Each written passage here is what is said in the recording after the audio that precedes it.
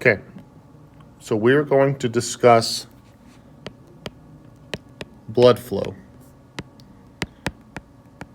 Okay, now keep in mind that when we're discussing blood flow, what we're looking at is as if we put a blood cell, okay, so just a piece of blood right here, and then we traced it all throughout the body till it got back to this point. Okay, so this is both the start and the end point for this conversation. We could put this blood anywhere in the body and we could do the same order and get us back to where we're going. So if you want to pause the video to label yours if you need to, okay, those are the labels.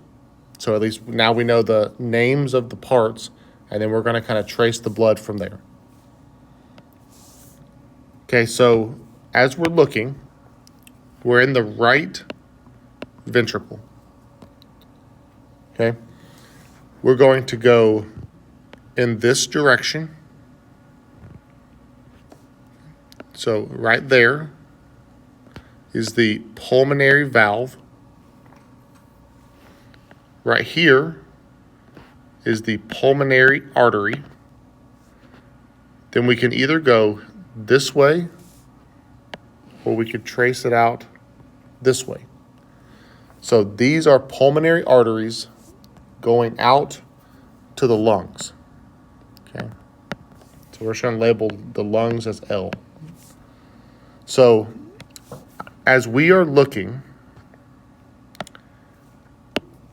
we are doing a couple steps between the pulmonary artery and the lungs.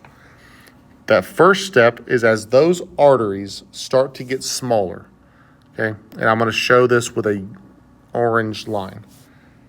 As those arteries start to get smaller, we're going to call these the pulmonary, because they're going to the lungs, arterioles.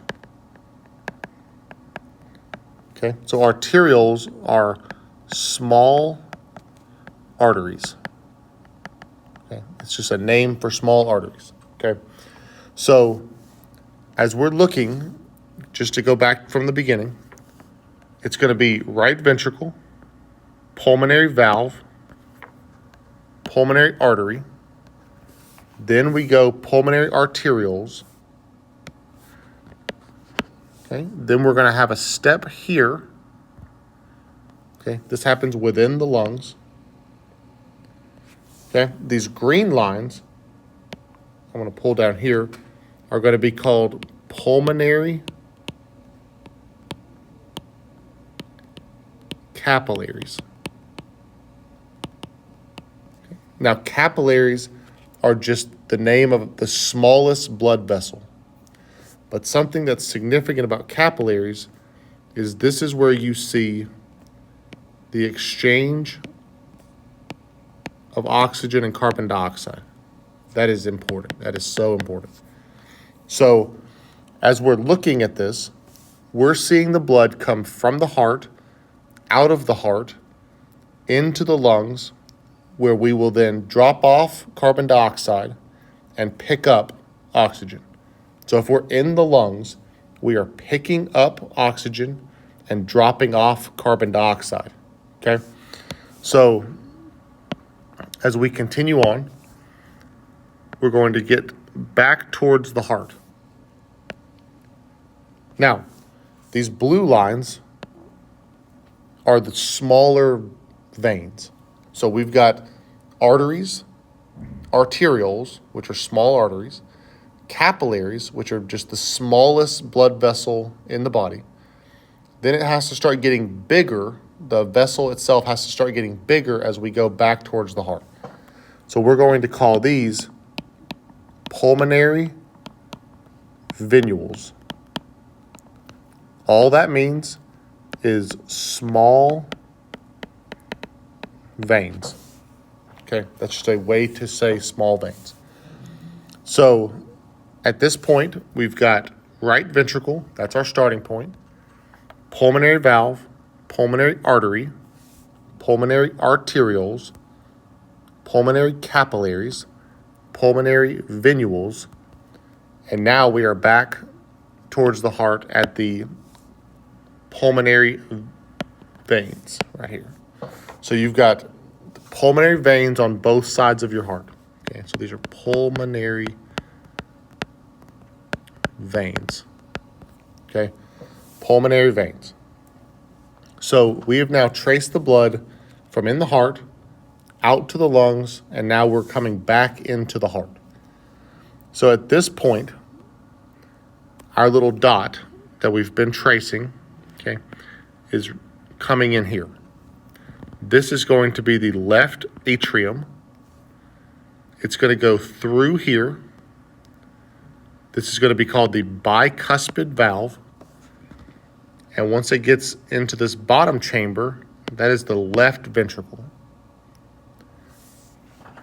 We will then trace the blood up this way into what we're going to call the aortic valve. We're going to continue to trace that blood up into the aorta.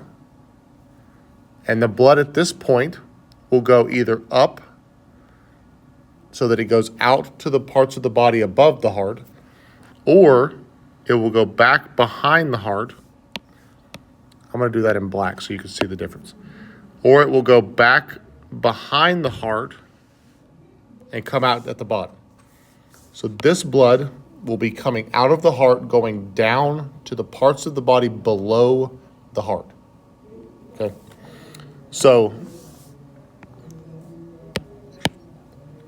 I'm going to pause right here so we can get to this point. So right now, we have traced the blood through the heart, out to the lungs, back into the heart, and now we have moved out of the body. So in the same way, when we leave the body, so if we go this way or this way, the blood is going to flow in the same order. Okay, we're going to call this systemic. All that means is we are now in the blood system that runs through the body.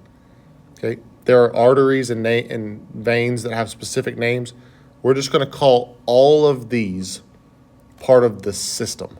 Okay, so as we look at this, when we leave the aorta, whether we go through the ascending aorta and out the top of the heart, or whether we go through the descending aorta out the bottom of the heart, the order is going to be the same. So it's going to go aorta, that's here, and then it's going to go systemic arteries. That's how this oxygenated blood gets all throughout the body. I'm going to abbreviate systemic as S, and then it would go systemic arterioles, then it goes systemic capillaries, then it goes systemic venules, and then it goes systemic veins. Okay, so from the aorta, it will go systemic arteries, systemic arterioles, systemic venules, systemic veins, systemic capillaries, systemic venules, systemic veins. That's how it gets all throughout the body.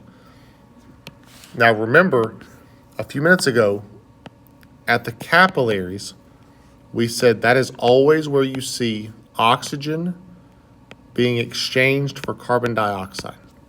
Always. That's important. So the capillaries at this point will be dropping off the oxygen and picking up the CO2. So we're picking up CO2. We're going to then come back into the heart through the superior vena cava. So after systemic veins, we go superior vena cava, that's here. So superior vena cava. Or we go through the inferior vena cava, depending upon whether we're coming from the bottom or the top. We will then go right atrium, tricuspid valve, and then we are back to where we started at the right ventricle.